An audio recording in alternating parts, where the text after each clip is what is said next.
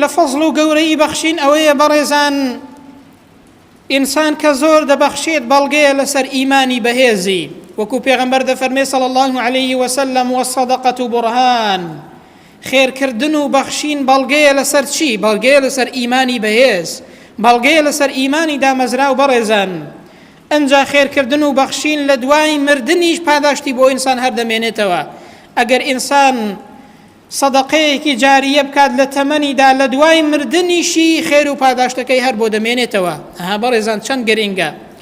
پێغەمبەر دەفەرمێ صلی الله عليه وسلم إذا مات الإنسان انقطع عمله إلا من ثلاث. ئینسان کاتێک کە دەمرێت هەموو شتێک کۆتایی پێدێت، هیچ خێرێکی بۆ ناڕوە تەنها لە سێ ڕێگاوە نەبێت.